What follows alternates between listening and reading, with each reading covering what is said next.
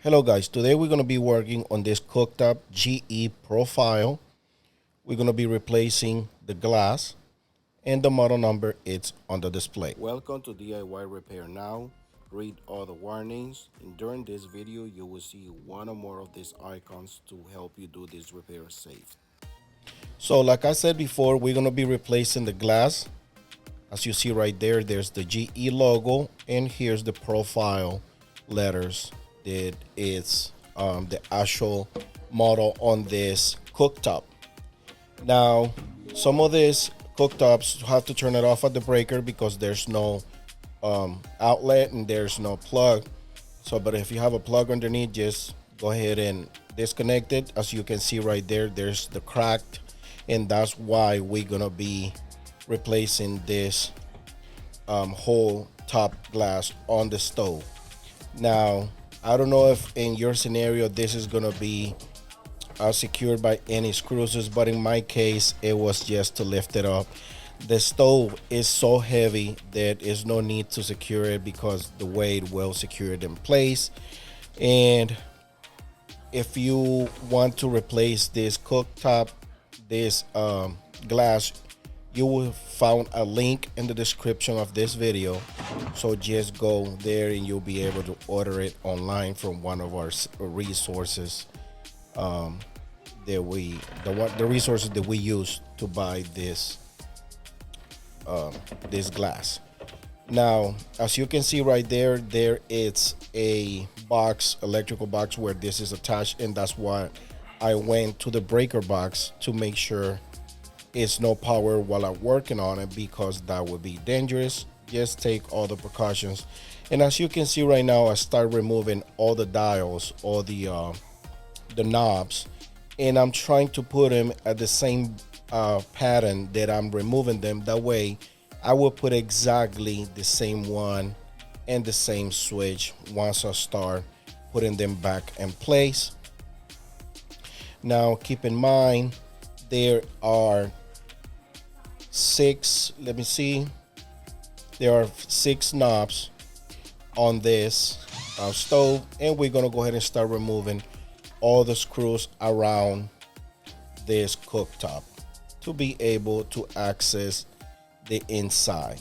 There will be 4 screws in the back and 2 on the side, and I believe like 3 or 4 in the front. So just remove the screws that are securing the bottom panel and follow the video.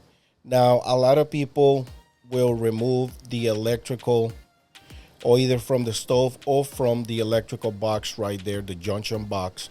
But in this case, I decided not to remove it from the box. However, in one footage, you will see that the wire can be removed from the stove because they are attached to terminals. So now, one of the most difficult things about doing this repair is look for the position of how you're going to work with, because what we are doing is replacing the glass. Now, if you're doing a repair, you just have to lift it up, have somebody to help you, or put a stick to have it, lift it, and you can work on the electricals or the switches. But in this case, all those switches are fine. But if you have to replace one of those switches or the burners, this video will help you as well. I found this repair a little complex because the careful that you have to be with the new glass, and in your case you are doing a repair, you have to be even more careful because you can crack that glass very easy if you don't manage this cooktop the way it's supposed to be, the right way.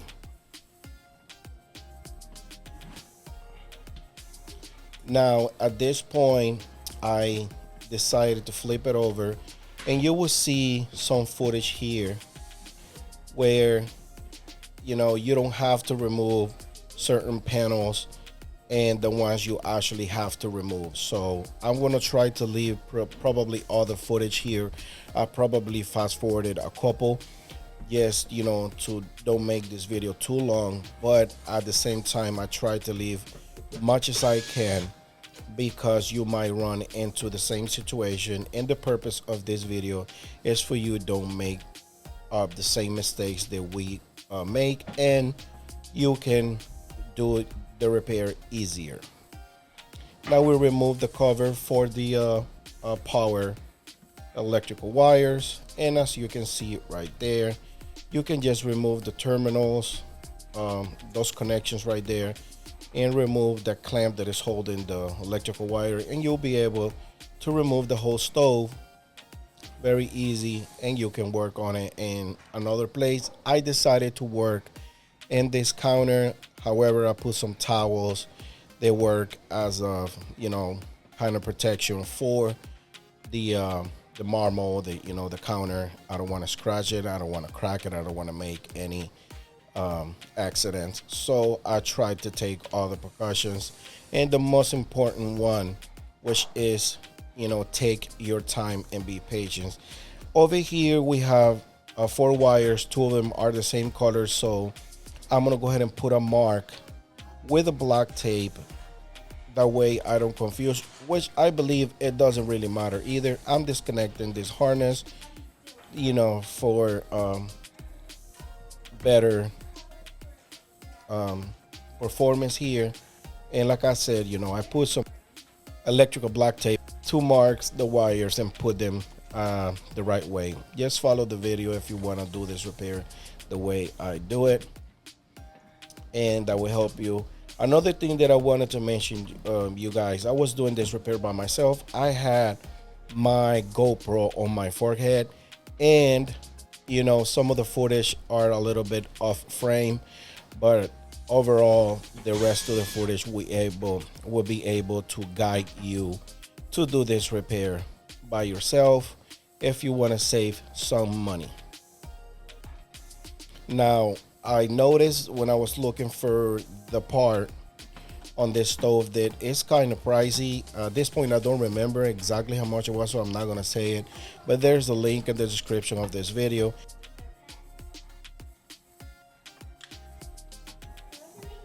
And as you can see, I was removing that panel, and it was no need for me to remove this cover right here.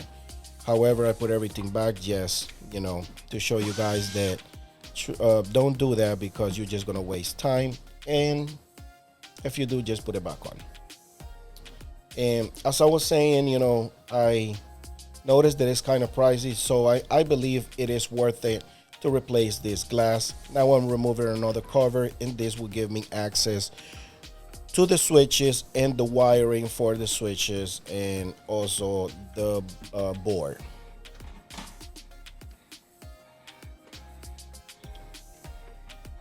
Now, once you have this all loose, you're gonna go ahead and start trying to pry it out. Gotta make sure you don't have any other screws attached. And as you can see, it lifts up, and since I disconnect some of the harnesses, I can just put this to the side, and now I can work on the actual stove. Just go ahead and remove this piece of insulation.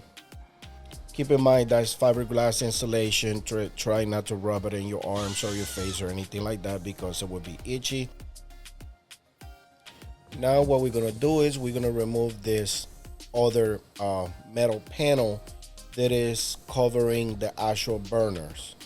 Here is the burners or heat elements. Different companies call it different, so let's put this to the side.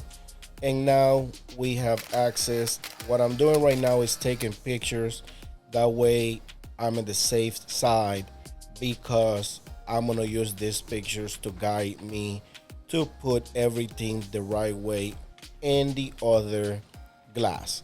Now you will be able to remove all these burners and probably moving all of them at the same time to the other one. This is the way I found that it's best to do it. However, I gotta say, this repair, it was a little difficult, because it was my first time doing at least in this model, replacing this glass. As you see, I'm removing all the clamps that are secured by a 1/4 screws, and you can use a screwdriver or you can use your drill. Just keep in mind that if you don't have an impact drill, or even if you do have an impact drill, try not to over torque it, because you're gonna strip the screws or the housing for the screws. Now, as you see, I'm removing everything. So what I'm gonna do is I'm gonna go ahead and try to put all these parts in the same pattern as well, where I'm removing. As you see, I'm putting them right on above, right on top, in the same way. And if something goes wrong, I have the pictures. I always take pictures, because in 99% of the time, that picture will help me. When I say 99% of the time, is because in some parts, especially main computer boards, sometimes there are changes on the new parts, but in this one, that is not the case. Everything will go exactly the same. So I'm getting everything loose, all the burners loose. Like I said, some of them are secured by a clamp that it has a 1/4 screws, and some of them are just clips. Now the clips, you have to use sort of a needle nose or any kind of pliers that it will help you to pry those clamps out. Like this small burners, they only have clamps, they don't have the screws. The ones have the screws, most of them are the big burners, because they need to be thorough, secure in place. And sometimes you just have to wiggle it and, you know, put some weight on it towards the front to be able to unclamp these pieces.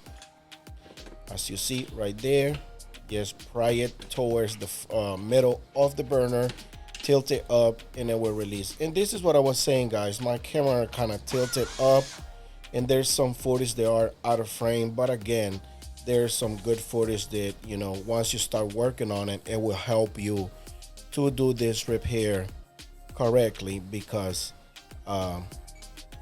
I try to get most of the footage. And a lot of people don't like the movement of the camera, but the reality is that I'm doing this repair by myself with a camera on my forehead. I'm trying to do my best, and I know that sometimes the movement of the camera will make you dizzy, but this is the only way. Then if I put the camera somewhere else, I miss some footage, and people will still complaining about it. As you can see, I put all the burners in top of the big middle burner to be able to remove everything.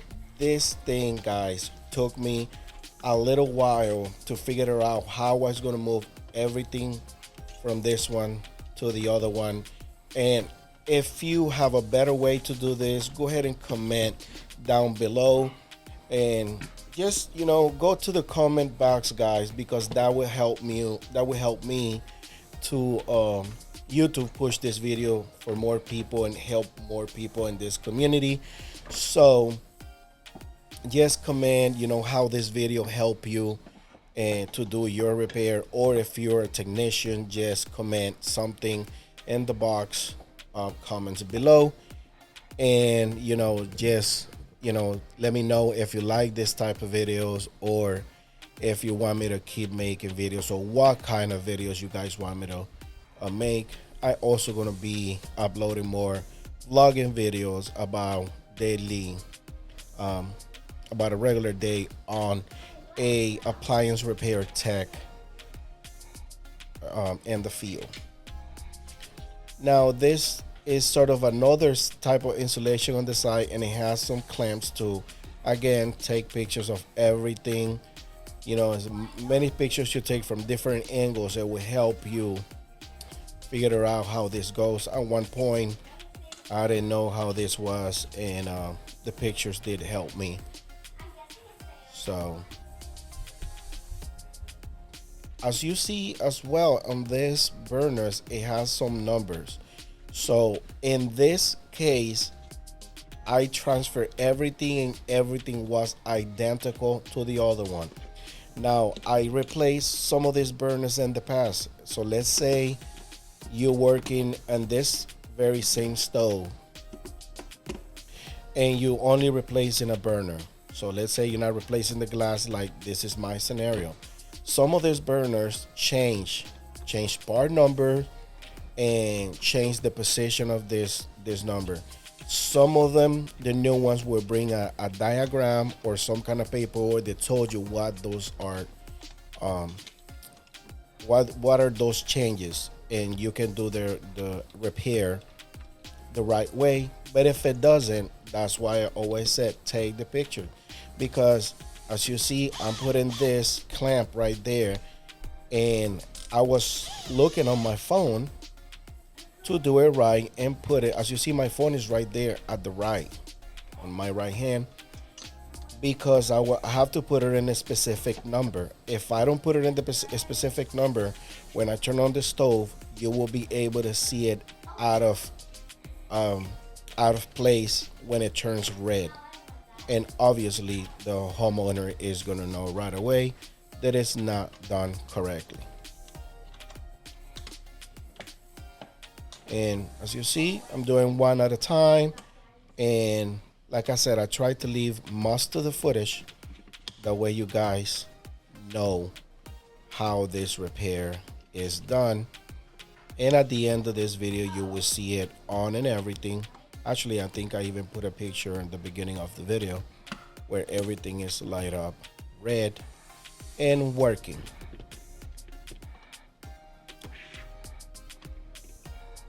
There we go. And as you see, I took pictures from each one. Like right now, I'm gonna work on the big one in the middle. So I took pictures of the whole thing, which that what helps me to put those insulations on the corners. I took pictures of every single one separately. I took pictures on different angles of the whole thing, because sometimes some of the wires will be covering another wires or some other connections. So just, I took about 10 pictures.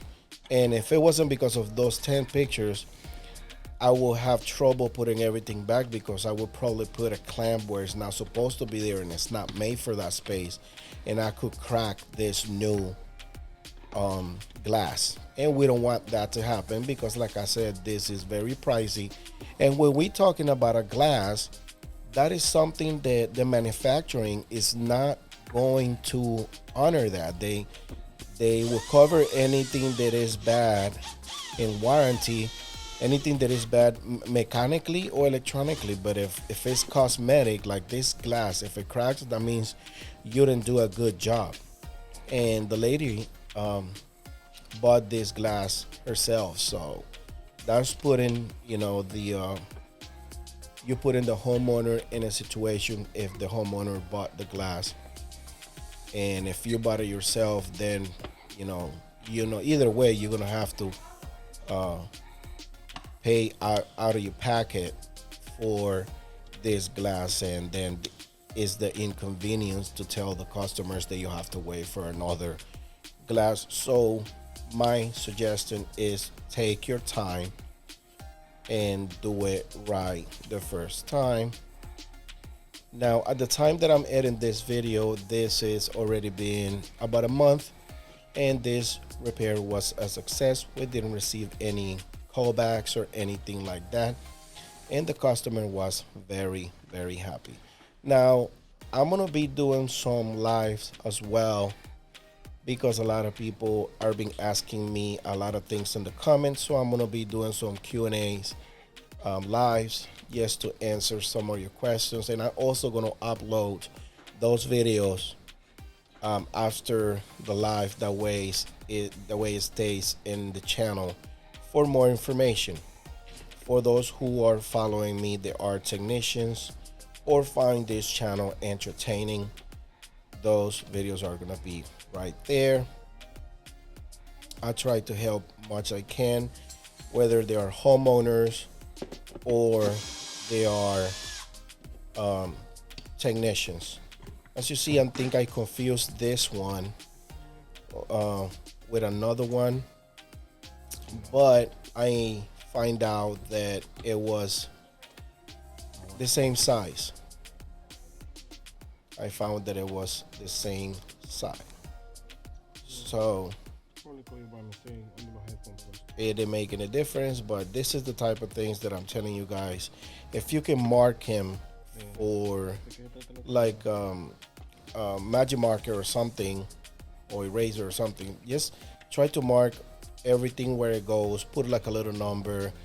That will make things a lot easier. I use my phone, I use my camera, so that works for me a lot. But it's still, with everything that you see me doing, I still confuse one of those clips. But both clips end up being the same size. Again, if you put one in the wrong one, if you put too much pressure on that glass, you could end up ruining or cracking that glass, and you will be in trouble.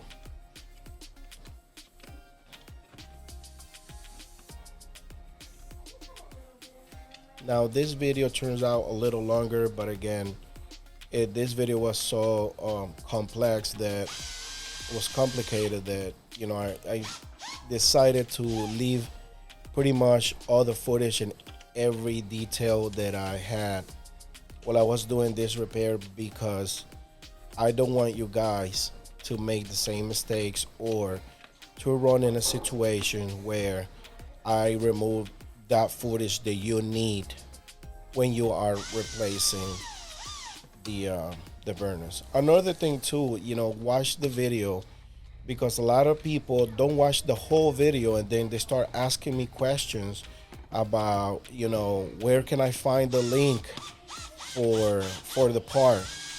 And everything is in this video. I mean, everything, all the information for this repair would be link in the description of this video, whether it's the model number, part number, any suggestions that I give you when we talk about tools or anything like that. So sometimes I go back in the video and I review the whole video to see if I didn't put something, and no, everything is there. Now we'll remove those wires out of the way, and we're gonna go ahead and install this burner's cover in place, and I believe is held by 4 screws, if I'm not mistaken. And you got to make sure you align those tabs in the side, because there's 2 tabs and here in the bottom, and then 2 in the front, but they go in the side of the panel. Remember guys, they all 1/4 screws.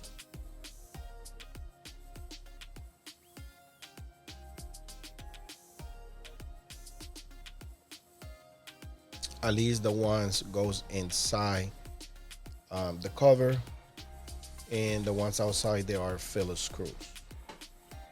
Now we put the insulation back in place, and we put the cables back in place. This confused me a little at the beginning. I thought this insulation was inside, and that's what I'm saying. Those pictures will help you the whole entire time. Now, like I said, I didn't remove the whole wiring from the junction box, the electrical junction box. And I'm gonna go ahead and install this very last cover in place. At this point, guys, we pretty much done. We just have to put everything back together. And as you see, it falls in place, but you gotta remember to put the harness through that hole, which that's how it provides power to the whole stove. And as you see, I mark with black tape because I just wanted to put all the wire nuts exactly the way they were.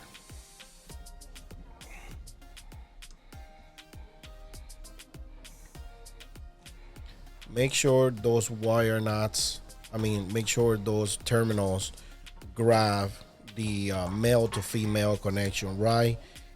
If you feel them kind of loose or anything like that, go ahead and try to pinch them with a needle nose pliers or with any pliers to make a good contact connection in those.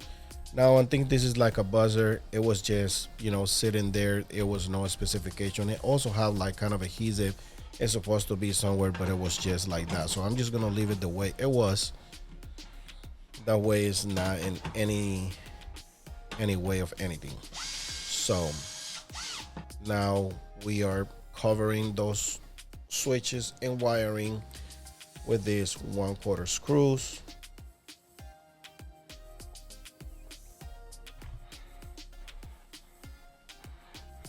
And at this point, we're pretty much done. This is the last cover for the high voltage wiring.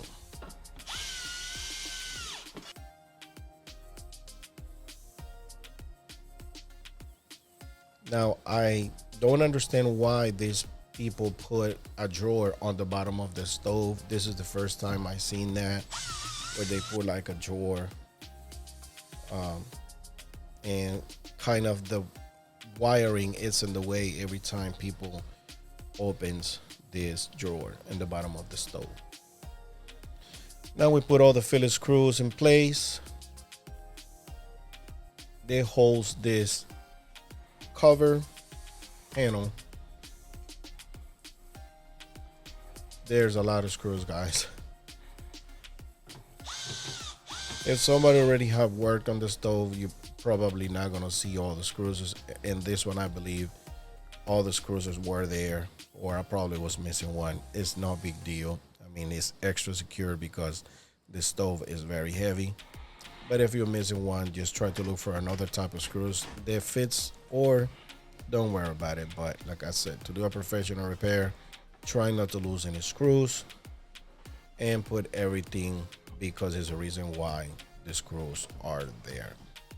Now this is the other kind of complicated situation if you're doing this repair by yourself. Look, all the things that I'm doing, trying not to crack this, and it's just, you see right there, it kind of bangs a little. So it's best to do this repair with 2 people. But if you're doing it by yourself, just take all the extra precautions. Yeah, right there is where it hits a little. And again, I leave all the footage because this is all the complications that us as a technicians run into pretty much every day. And sometimes we have to take chances due to the situation that we are in, that particular repair.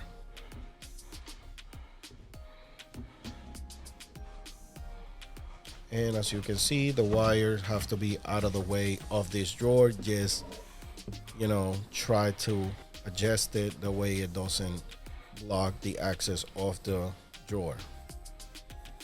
And remember, I put these knobs in certain pattern, and I'm just putting everything back again.